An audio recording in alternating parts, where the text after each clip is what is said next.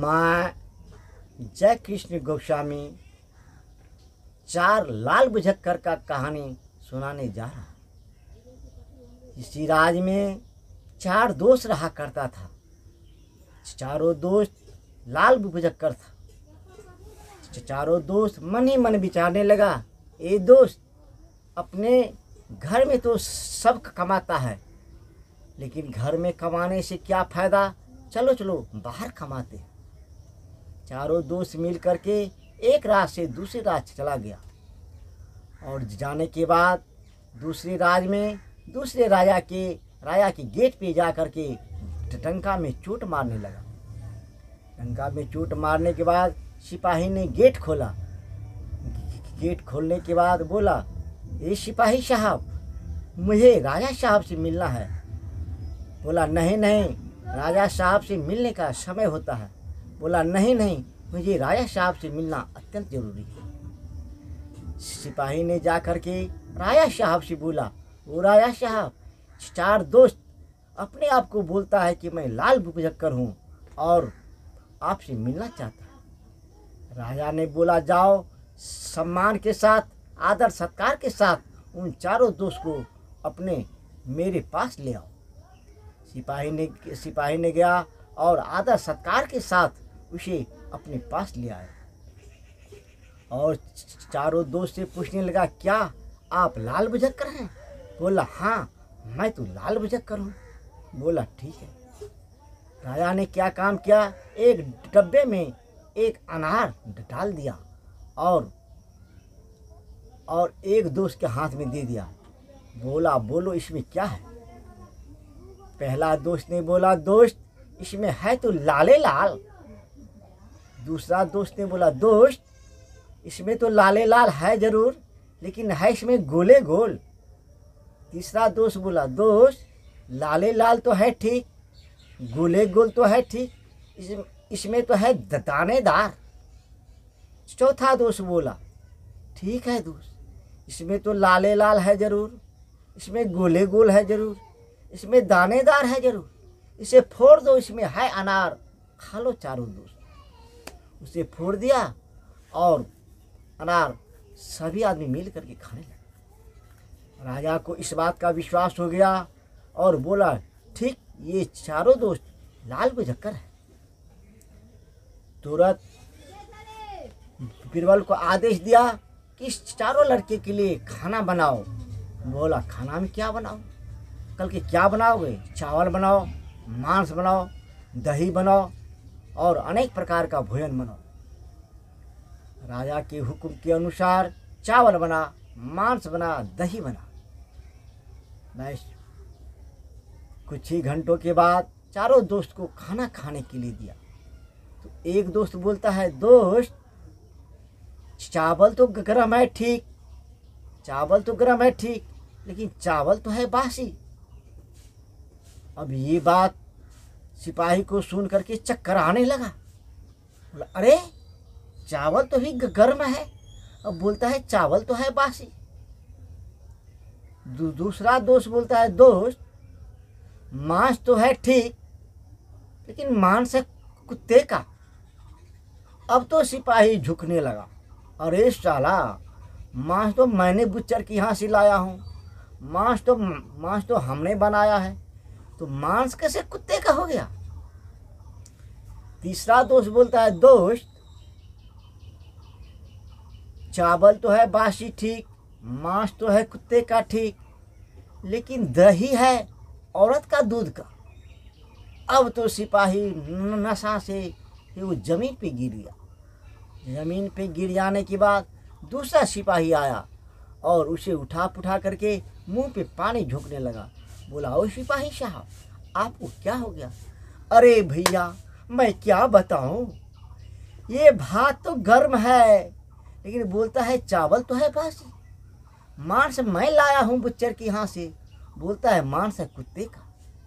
दही मैं लाया हूँ दूध दहियार के यहाँ से, अब बोलता है दूध है औरत का।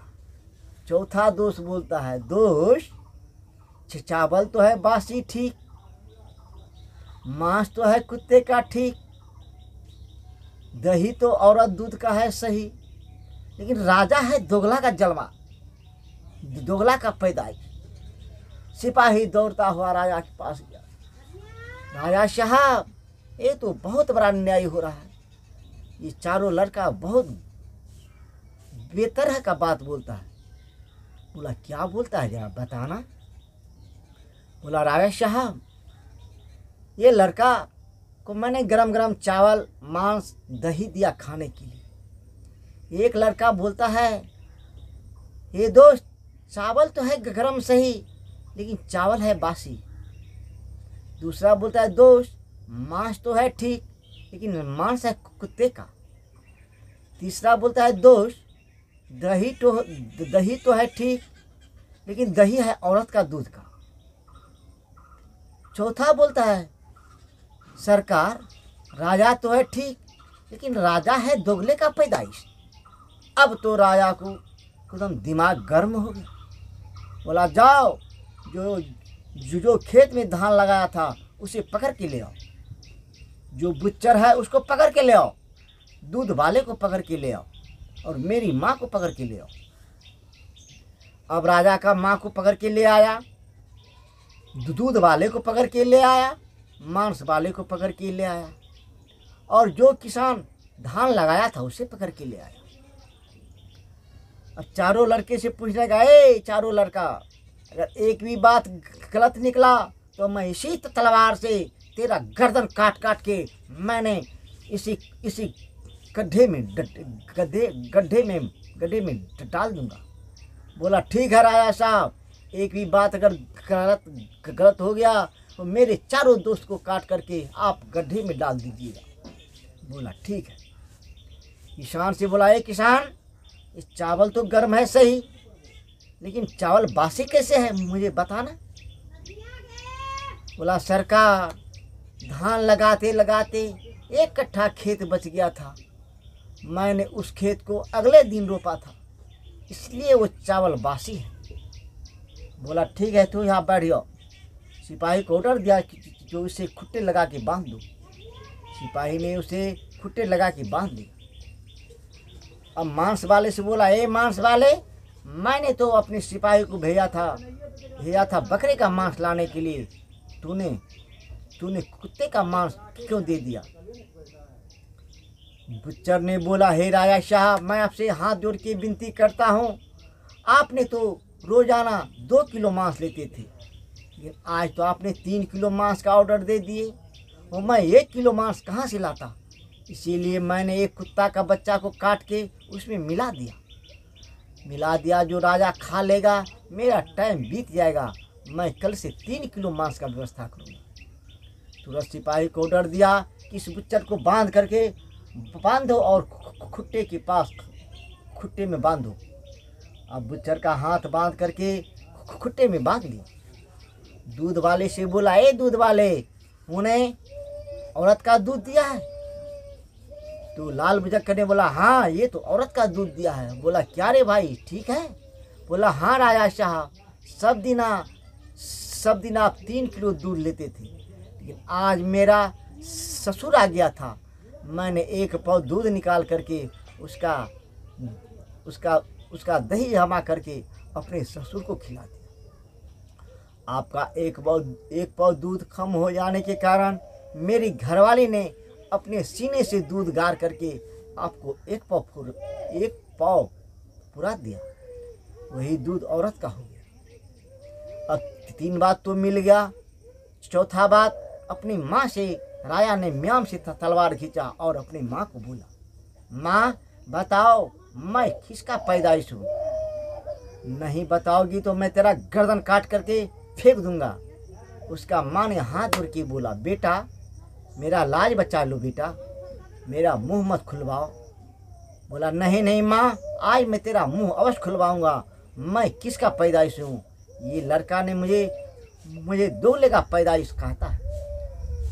अब बुढ़िया बोलने लगा, बेटा तेरा बाप शिकार खेलने गया था, अब मैंने मासी धर्म से निर्मित होने के कारण मुझे आदमी का जरूरत पड़ गया, तो अपने घर के बगल में जो कानून है वो कानून के पास में चला गया, तो उसी कानून का पैदाइश तू है, जो कि तूने राजा बना है।